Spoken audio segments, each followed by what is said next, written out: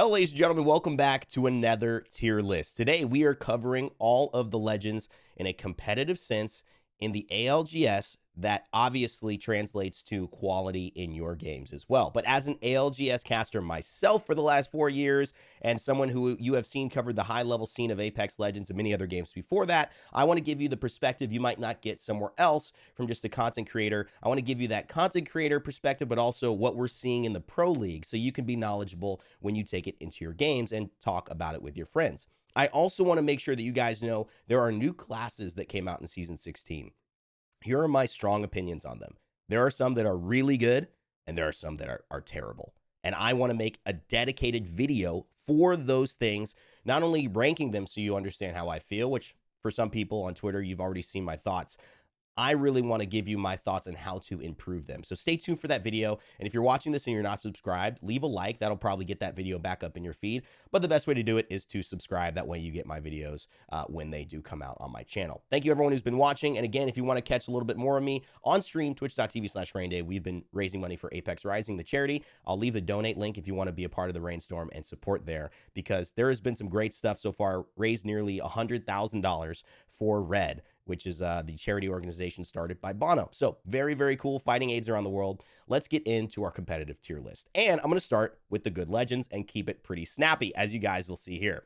First off, let's start with Ashe. Ashe, to me, is the legend that got the most interesting kind of play, and she immediately became an A-tier legend from a B legend. She got a change that I think set off some really good change opportunities for her in the future to really become an S-tier legend, but who knows when that'll happen, because once the legend gets a buff, it's pretty tough.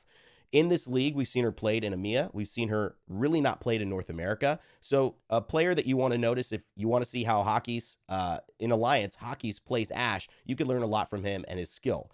Ashe's tether is now really, really reliable. It's gotten faster. It's gotten on a lower cooldown and went from 25 to 20 seconds. And she is in a really good class. So she gets a lot of value from the assault class. I think Ashe is just a good pickup. This is one of my favorite characters to play right now. But also, I think it also let us kind of clear on what's next for Ashe if she's ever going to step up to that level. Because some people say she still doesn't have enough. I've mentioned this before. She needs more distance on her ultimate.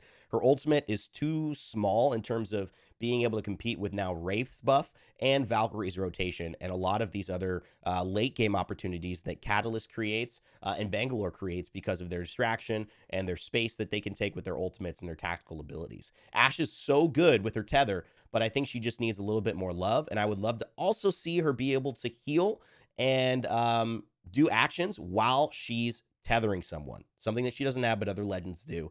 That leaves Ashe at A. She's good. I would definitely use her. All right, where does that bring us for Bangalore? Bangalore, in my opinion, is an S-tier character now. Bangalore fits in with many different compositions, and the weirdest thing is Bangalore has not gotten a change since she was an F-tier legend, since she was never played in competitive.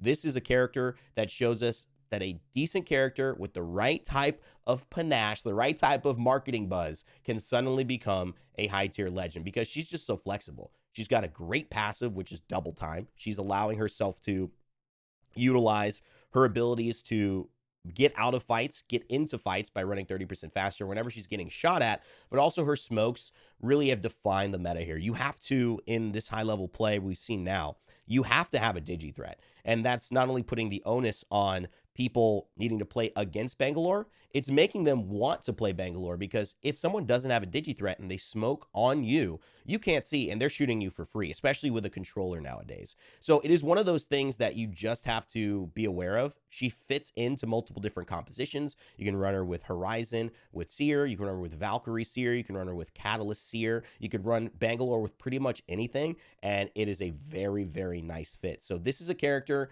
that, although S, for some people, it may be too strong, S typically is the kind of category where you gotta have her. I think there's a few legends that are just above the rest, and that's where the S is going. Bangalore is above the rest, used way more than the rest, and I think she is clearly a top-tier legend. All right.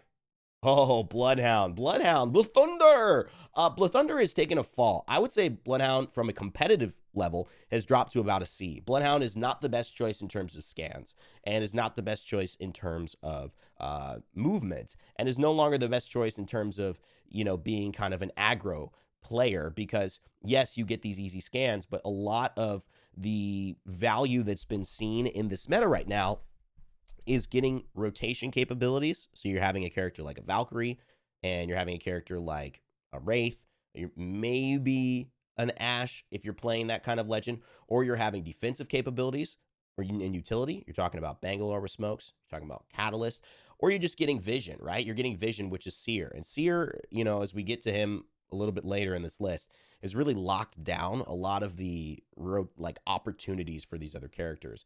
And the other thing that really hurts Bloodhound right now is there's no way to get to high ground. This is something that's not going to change with the character. This is always going to be a fun character to play. I think Bloodhound probably still has a very decent win rate in pubs, so I wouldn't shy away from it. But in terms of seeing Bloodhound in the competitive league, you got a very far chance from seeing that happen. There's just better choices that cover more bases, and you got to think about it like this. Yes, I like Bloodhound, but what do I have to give up in terms of another pick I could have picked to play Bloodhound? That's how pros are thinking. That's why Bloodhound sits at a C right now in the highest of high levels. All right, who's next? Catalyst. Catalyst, in my opinion, although people will argue this, and I think TSM has struggled with this, most notably, Catalyst is an S-tier legend. Catalyst came out, and one of the most interesting elements of that season was there were no changes to any other legend in Season 15. They just added Broken Moon, they added Catalyst, and they said, enjoy. We didn't know if this was because we wanted to see how Catalyst would play with or against Seer, but either way, it allowed people to experiment with Catalyst in a really cool, unique way to find their own value. And teams like Aurora really kickstarted this in EMEA. I have to give them a big shout out because although they're not playing too well right now, they were one of the people who showed me the value of Catalyst in in-game when watching high-level pros. Her ultimate is so good at creating space in open fields. And what do you have on Storm Point? What do you have sometimes in these open field World's Edge fights? You just have so much space. And if you can block that space off and make the game yours, then you obviously have an advantage there. And Catalyst is just forcing people to do things they don't want to do. She's taking away routes to play. She's taking away vision. She's forcing you to have a Seer because as it is now, Seer and his exhibit actually sees through the Catalyst wall. It's one of the only things besides a Bloodhound scan that can get you vision on the other side. So that's why Catalyst and Seer are so integral to this meta at this point. The vision and the denying of vision. Plus, sieging against the Catalyst, very hard. Defending as a Catalyst, very easy. This is a character that just brings a lot to the table, and I think you could see why it's S tier. Play Catalyst if you haven't. Seriously, the Catalyst is the real deal. Caustic is, I would think, a B tier character. I would say Caustic is above. Caustic is like very niche. I think B tier characters can certainly be played, can certainly have a lot of value. And the difference is they don't fit in as many lineups. Whereas I was talking about Catalyst, she could fit with Seer and Horizon. She could fit with Bangalore and Seer. She could fit with Valkyrie and Seer. She could fit with, Bangalore and Valkyrie. There's so many different things you can do with a Catalyst. You can't do the same thing with a Caustic in the same way, because if you have a Caustic that maybe is going to be difficult running in those open paths, you can't walk a Caustic there. He's too big. He's too hard. He needs to get to these locations and sit down and bunker with them with his Nox gas traps. And that's why the Valkyrie really, really helps with him. That's why a hard movement character that can move the rest of the team really helps a Caustic get into position. In this situation, in this meta, the moves of the game and the late game scenarios are just too fast. Caustic has lost a little bit of his verve. He's got to get his groove back, like Stella. So him and Stella need to go somewhere and figure it out together, come back maybe next season. I think that there's really just the ebb and flow, and you've seen the same thing with Gibraltar that makes other characters stand out. It's not because Caustic is bad, didn't receive any significant nerf. The gas canisters, still very valuable. You might see one or two teams play it here and there, but there have been better choices in the category, and Caustic really just didn't gain much from the new classes coming out. Other characters got a better run of it. Crypto, I think, is a weird niche. Weirdly enough, I would put Crypto as A, but here's the caveat for Crypto. There are only a few teams who play Crypto in the highest level. And Crypto can be very defensive, but can also be very, very effective when it comes to offense and pressuring out opponents. A good Crypto team is probably one of the best teams in the world. You look at Ascend, you look at Meat Lovers right now who play Crypto, I believe, and that's a top 3 type team. That's a could have won LAN type team. crypto is still very valuable, and it's just a different preference. So if you like crypto and you build a roster with crypto, it is certainly possible to be a top tier performer, whether you're in your normal games or you're rooting on your teams who are in the ALGS that you want to do well. Crypto's real value, I think, in this meta right now too, is ease of banner access. You're kind of always in it with a crypto, and the EMP is something that, although not everyone has, you have to play around it in a significant way. And teams that get themselves into a good position late game with crypto are very dangerous. You know, that EMP, it throws you off. And teams right now, they're trying to plan and they're trying to like have everything, you know, have their ducks in a row. A crypto EMP throws all of that back into the water and they have to go set it up again. So you can really cause havoc with a good team. And the other thing I think crypto could use is like a quality of life buff that might just get a little bit more attention on him. But crypto is such a unique character, kind of like Caustic, that there are going to be ebbs and flows of times when they're in the meta and when they're not. And this is just one of those times that crypto is played by some high level teams, but not many. Okay, here we go. Let's get into Fuse. Fuse is good. I'm going to put Fuse in B. The reason is I think Fuse is a very niche character. And, you know, I showed a clip on my channel with his Watson talking about the value of Fuse. For those who like aggressive, high-level play that is just in your face, trying to set you up, Fuse is pretty good. And there's really nobody better that does damage over time in an area, aggression, just hammering down where you are, getting you out of a spot, making you uncomfortable, than Fuse. Fuse is the best at it in the game. There's no other character that can compete. All these characters, they have some decent tacticals. Even Valkyrie's tactical, it's good. It's just 2 on cooldown. She doesn't have 2 of them to use. She doesn't have more grenades, longer range. She doesn't have a huge dome of fire that she can also spit down on you with the ultimate, right? And so this is where Fuse, I think, wins. He's got something that he does better than anybody else, and that sometimes fits him into squads that want to be a little bit more aggro. We haven't seen it fully developed, but again, a team like Aurora, who originally experimented with Catalyst first, they've also experimented with Fuse. We've seen teams like Furia, his Watson, Zeratricky, they've actually used Fuse and done quite well. It's just kind of fallen out. I would say it's as common as I see the Caustic in high-level play, but it doesn't mean that it doesn't work. Also, think about this. Many people forgot that the ultimate from Fuse actually reveals enemies inside of it. So if you have a catalyst wall, whether you're playing with or against, you shoot that ultimate onto the enemies, even though you can't see them behind the wall. If they're within your ring of fire, you can see them. You'll have vision on them and they will not be able to move. It's a pretty nice kind of synergy with the current meta that we're in. All right, let's move into Gibraltar. Gibraltar, weirdly enough, has fallen down to a C character. You'll see Gibby less than Caustic. You'll see Gibby about as much as you see Bloodhound. This is the ebb and flow of life, guys. For those who are Gibraltar mains, you know, what can you say? What can you say? I mean, you kind of just got to back up and say, we had a run. We had, you know, it's like Jordan back in the 90s. You're like, man, we got 6. Oh, 3 in a row, 2-3 in a row. I mean, we had our run. I can't really complain. I don't need Chicago to win another championship for a while. That's the truth. Gibraltar had his run where it was the character you had to play. And now you probably don't really see him. One of the reasons that Gibraltar came out of the meta, for those who are interested, is because Gibraltar is all about buying time. When you go to the edge of a circle, you throw your dome down, you can heal back up. Someone gets knocked, Caustic. You're taking a Caustic over to, open field. He gets knocked, throw your dome down, you get a heal back up, you get a shield battery off, you revive, and you're ready to fight again. Seer's tactical stops all heals, and it also reveals, and it basically completely counters what Gibraltar tries to do. There are other legends that got these small buffs to like destroy Gibraltar, like Maggie's ball. Even though Maggie isn't really a big part of the meta, it destroys the dome immediately. The riot drill goes through the dome, so it doesn't make it a safe haven. There's a lot of different things that kind of all at once just made people shift off of Gibraltar. And once we saw this aggro meta where you could be more aggressive and win, and you couldn't defend against that aggression, you just had to match it or beat it, that's when Gibraltar had a slip. Will he come back? I don't know, but I'm enjoying the break. Hopefully you guys are too. I don't know. I certainly am enjoying the Gibraltar break. Horizon. I'm going to put Horizon with a B. This has been like the biggest controversy for me. Horizon got a big nerf. I would say Horizon was an A. In previous seasons, she was an S. When it was Horizon, Bangalore, and Seer, she was an S tier character. Seriously, Horizon has always been A in my opinion. She went to S there because of how people were using it. I think she's B now. And one of the reasons I think Horizon's B is because there's only a few teams that are really committing to it. One of them, TSM. I found this so interesting because at the beginning of the season, TSM really felt that they didn't understand Catalyst and they didn't want to use it in the way. There was a lot of frustration with playing the character and trying to shift. They had just won land with Horizon, and I think that they felt, whatever nerfs were coming weren't enough to stop the way they were playing with the character. And the nerf was you lose accuracy when you go up into the air, and you can no longer really hit the same level of shots that you were used to hitting, because you would now intentionally lose a lot of accuracy up on your gravity lift.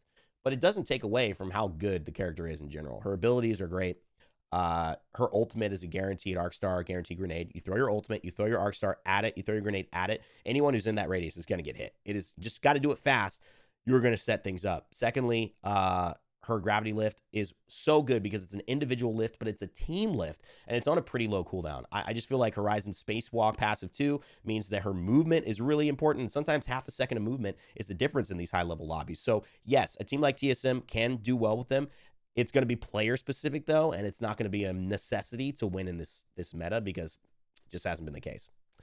Lifeline. Okay, we're dropping Lifeline here. The chances of seeing Lifeline are less than Bloodhound and Gibraltar. Doesn't mean Lifeline is bad.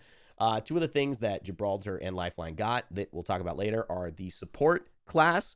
And the support class, while it's okay, I think it's better than maybe Skirmisher. It hasn't, to me, added enough to where these characters are really feeling that they can impact the game in a steady way. One of the things that I find as an issue with the support class is that a lot of the value of the character from like getting banners and being able to now revive teammates, even if their boxes are gone, to be able to craft their banners, is that your team has to die for that to be valuable. Like, you got to suck so that you can get the value.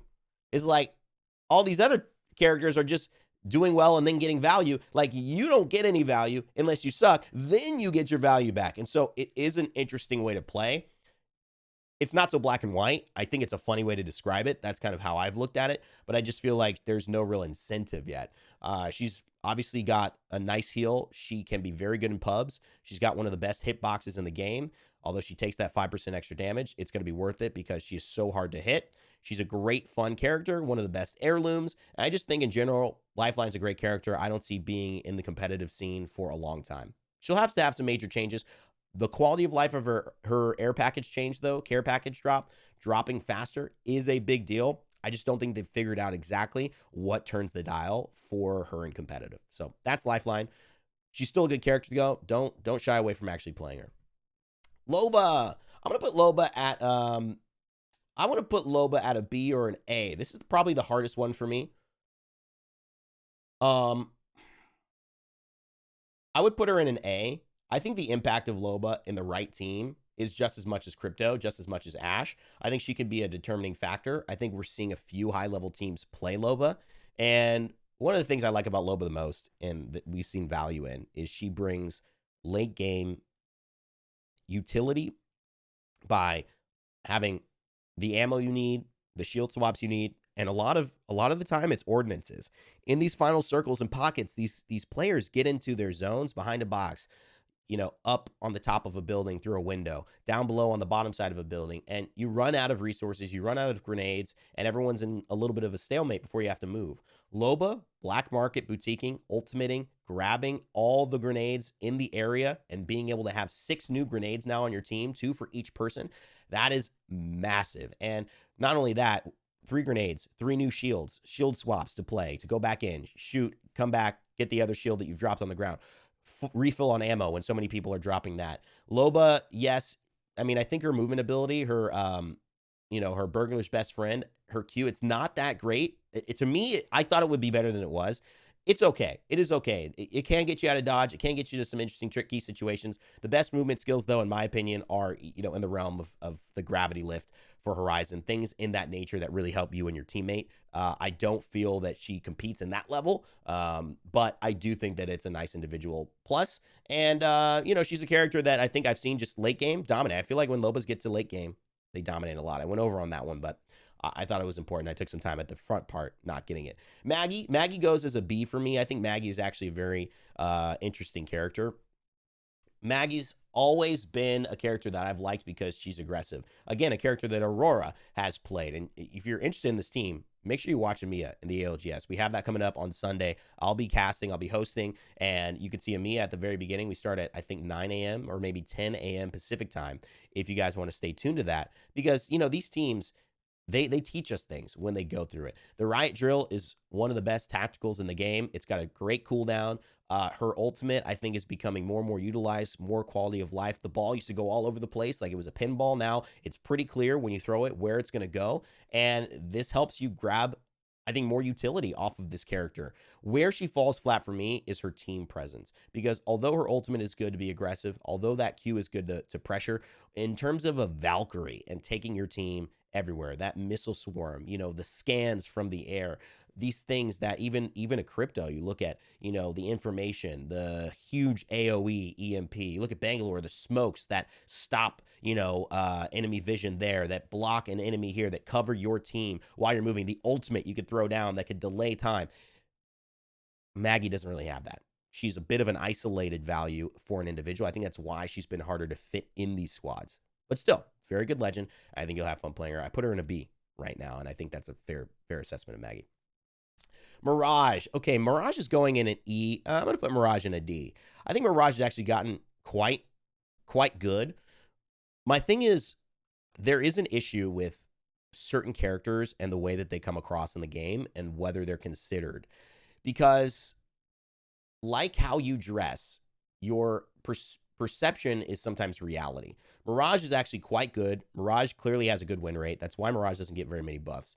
I'll tell you, having worked at a game dev studio, if a character had a 30% or 40% win rate, like in engagements, they were losing 4 out of 10 times, they would be getting buffed all the time to get back to 50. That is what designers try to do. Mirage doesn't get a lot of buffs. He gets changes, but not a lot of buffs. And part of the reason is he's doing well. I know it. Because think about this. In a 1v1 with most people who play Mirage, you throw your decoy out, they shoot the decoy, you shoot them, you're going to win that fight. There's like no doubt you're going to win that fight if you're a good player. The thing is, again, the utility aspect that kind of hurts Maggie, that sometimes hurts Bloodhound, even though Bloodhound has some decent team utility, it sometimes suffers, and the perception of the character, too, is a little silly. Where Ashe is kind of like cold-blooded, you know, you're like, Ashe should be good, right? Ashe comes in, she's like the villain, she's got it all together, she's got the attitude, she's got the sword. You kind of think this character is definitely a good character. If Ashe was trash, you'd be like, huh? Mirage is good, but you think you can't take him seriously. And it's just the personality and the way that they play. And I honestly think this is an impact. I think it's a psychological impact on why people don't try Mirage. Not only that, Mirage doesn't have enough going for him. Obviously, that is going to take other spots away from these legends. But in terms of regular play Mirage. You will have fun. You will win. I guarantee it. I'm pretty sure that character is balanced. Seriously. Newcastle. Newcastle's going right there with Gibby. I thought we were going to see Newcastle, Watson, Valkyrie meta. I thought we were going to see Newcastle, Watson, Seer. I thought we were going to see it, baby. I thought we were going to see it. It looked like at the last previous lands, championships and split one, there was just this huge change. And season 15 and 16 have helped to create that change. It is no surprise that these characters not being played, though, all are in the support class. So it makes you think maybe there is something to the support class that really people aren't vibing with that should be changed to allow some of these characters to get a little bit more attention. Newcastle, I think, is, again, very good defensively. I think very good utility-wise. I think provides a lot to the team.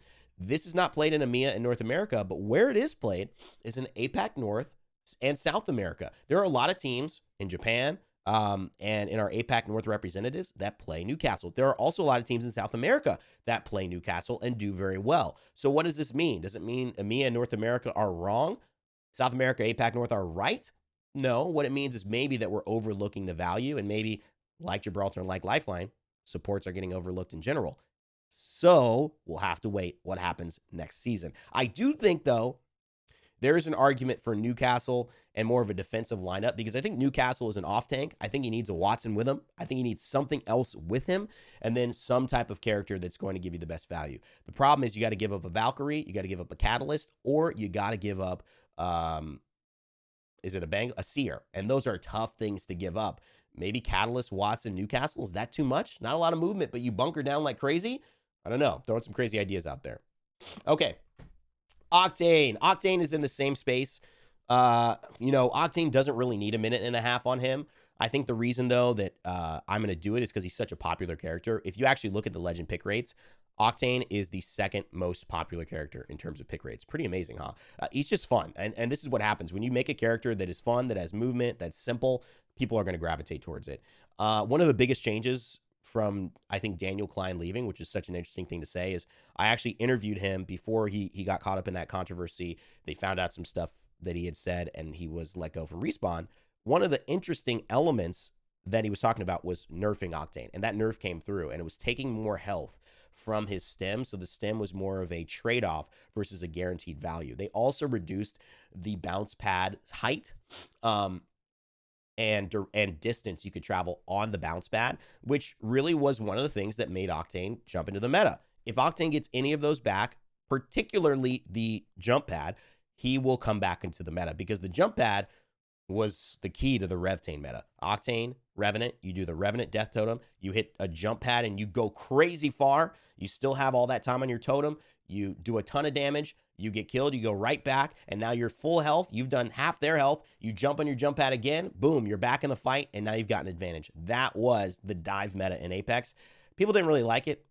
I mean, again, it had its time, but Octane has gotten dealt with and therefore has not been a part of the meta since then. We'll see if that changes, though. Let me know what you guys think in Octane. Let me know what you've been thinking about these comments. Have you agreed? Have you disagreed? There's someone you're looking forward to me talking about? See if you can engage here and let me know what your thoughts are, too, because I want to see your guys' tier list as well and the things that you're not agreeing on. For me, I actually think Pathfinder probably in the D territory as well. There's an argument for Pathfinder going up into C, only because there is some slight team utility that Pathfinder grabs. They eliminated all the funkiness you can do off the zip line. You can only jump off it 3 times now for his ultimate, which means that when you use it, although it goes way farther and is better at rotating, it's still a risk. People are too good in this game at the highest of high levels in the ALGS, guys. You're not going to be able to jump on a zip line and not get shot. I had an argument with someone in the comment section, and if you're watching, please, this is my rebuttal, saying there's no other character that could have got to that spot in the middle of this chaos than Ashe. And he said Pathfinder could do it. I said, yes, but Pathfinder would be shot all the way along there and would probably die once they got to a stationary position. That's the issue. They had to drop eventually, but the Pathfinder would have caused so much attention going on the zipline. It's just one of those things that happens in this game. You see someone, you hear a zipline, you see a zipline, your attention goes that way, and Ashe just gets there quickly. Pathfinder is a great individual legend. This is a character that actually, in the weird way, goes from C to about A or S in terms of ranked. So if you are a ranked monster, I'm sure you already know Pathfinder can get the job done. The issue, too, also, in my opinion, is maybe not a great passive. We'll talk about that. Not loving it.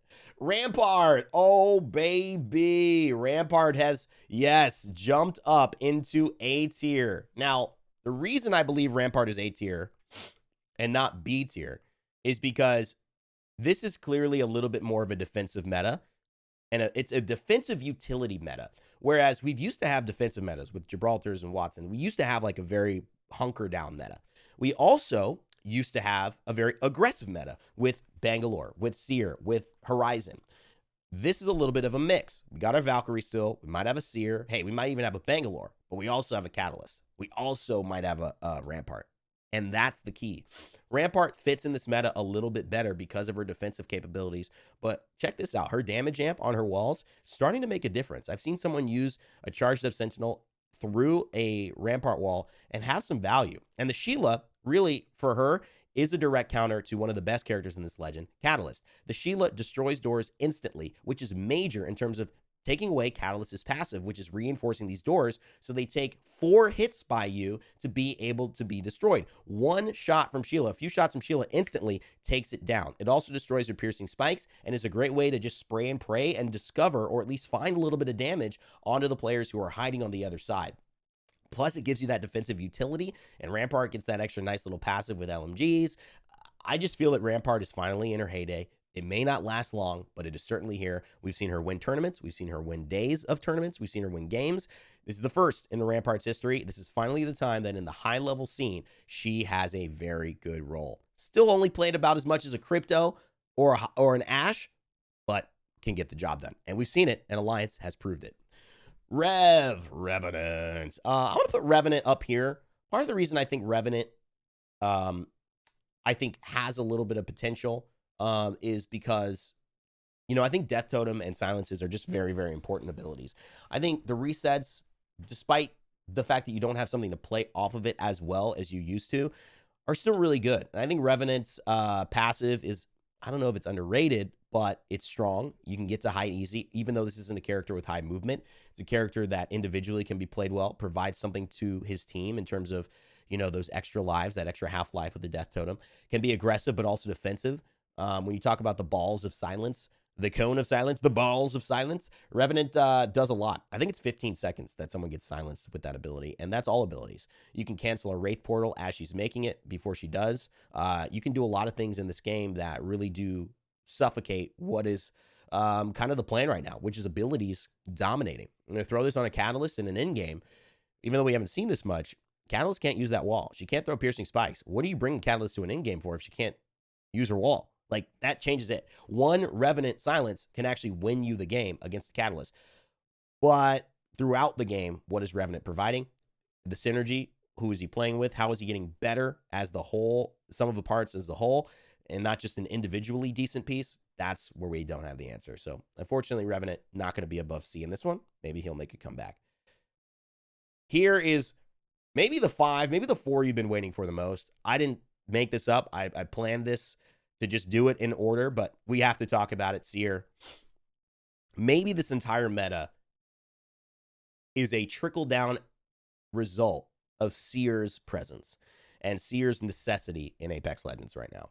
This character has a heartbeat sensor that was nerfed, focus of attention, which was nerfed, the Q, the tactical ability, and an ultimate that remains to be maybe the most impactful, crucial ability in late game and mid game fights. Fighting without Seer ultimates right now, if you took Seer out the game, these players would actually kind of feel like they're missing something. Like, they would be like, what? I can't see someone through the Catalyst wall? What? I can't see someone's footsteps above me while they're fighting? It's a big crutch. And I don't know if this is ever going to change, but I do know that if Seer ever is not out of the meta, it is going to be a significant shift. And the shifts we've seen are to really work with Seer, combat Seer, and to play well alongside him. And I think that focus of attention, exhibit, these have to be 2 of the best abilities in the game. And you add a passive that gives you information on where players are. It's basically a high level myriad of perfection. And it's a cornucopia of options to succeed. Seer is an S tier legend. It's still the case. Seer, still a top tier choice. You will find Seers as one of the most picked legends in the ALGS until things change. Valkyrie. Valkyrie's still an S tier legend as well. There's no legend who can compete with Valkyrie's bloated kit. The only change that they've given Valkyrie that has actually made a difference, and one of the things too, I just slightly want to mention, is that when you look at these 3 passives for these characters, look at the variety. If you pick 3 of them, you're getting 3 different passives. You're getting the scan so that you can see players exactly where they are on the map for 20 seconds, and you can decide whether you want to take a route somewhere on the map you thought was safe. Now you realize players are hiding there, so you're going to take a different route around the outside to get to where you want to end up in late game. You get to see where the zone is if you have a catalyst, and you also get to have an assault, which is giving you easier access to digi-threats, high-level weapons. Bangalore's carrying more ammo, doing all this. Valkyrie is a skirmisher. She gets this care package, but I as much as I think that it's probably not my favorite one to see what is coming from a care package as it lands, I do think that the variety up here should tell a story. These legends are being picked and messed around, but they're also providing as much width of getting access from what the game has to offer as possible. And there's not a lot of overlap that you're seeing.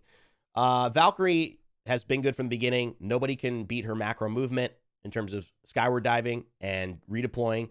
She has the ability to scan off the drop, off a redeploy, which is unbelievably important. She has maybe a baby stun, good damage Q, tactical. That's one of the best abilities in the game. And she's just a character that basically can do it all. Now, she doesn't get scans anymore of the ring, so that's kind of brought her down a peg, but I think still, in terms of a lineup, she's an S tier character. Valkyrie's almost a must-have. Vantage. Ooh, baby. I'm going to put Vantage in Weirdly enough, here's what I'm going to do. I am going to put Vantage in the B category. Here's why.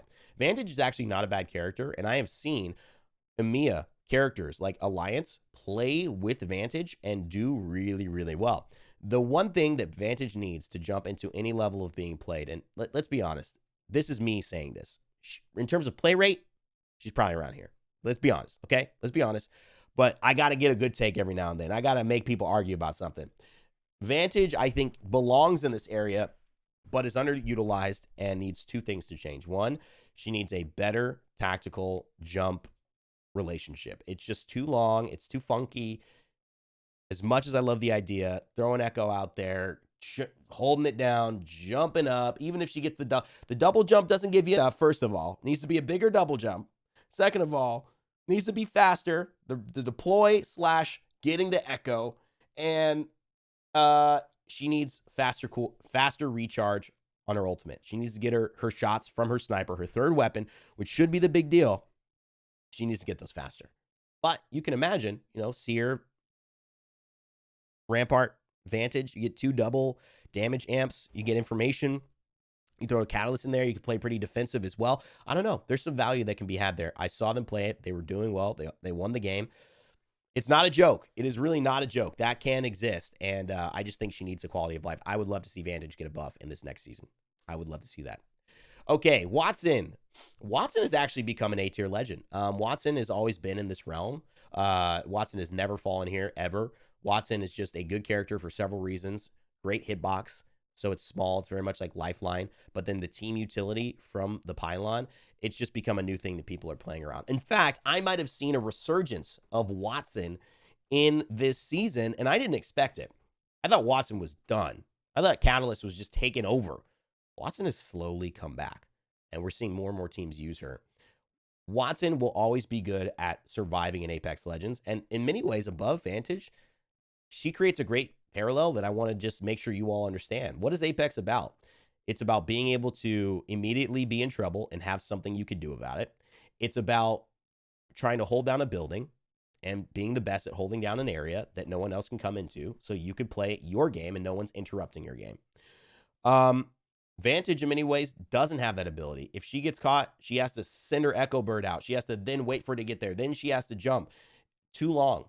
Watson throws an interception pylon down, goes behind a rock, throws an interception pylon, fences immediately. It's like, no, I don't want to push that anymore. And there's some benefit in that, but also the fact that she's holding down space. This is generally a character that just is geared to do what a battle royale needs you to do defensively, and is why we've seen her slot in really well with some of these other legends. I've started to think that Watson Catalyst, Watson Newcastle, Watson X, I think these are nice kind of lineups, and I'm curious to see more teams participate with that. Maybe we're going to see 2 defensive legends kind of create some stability for these teams that like to play a little bit, less in your face.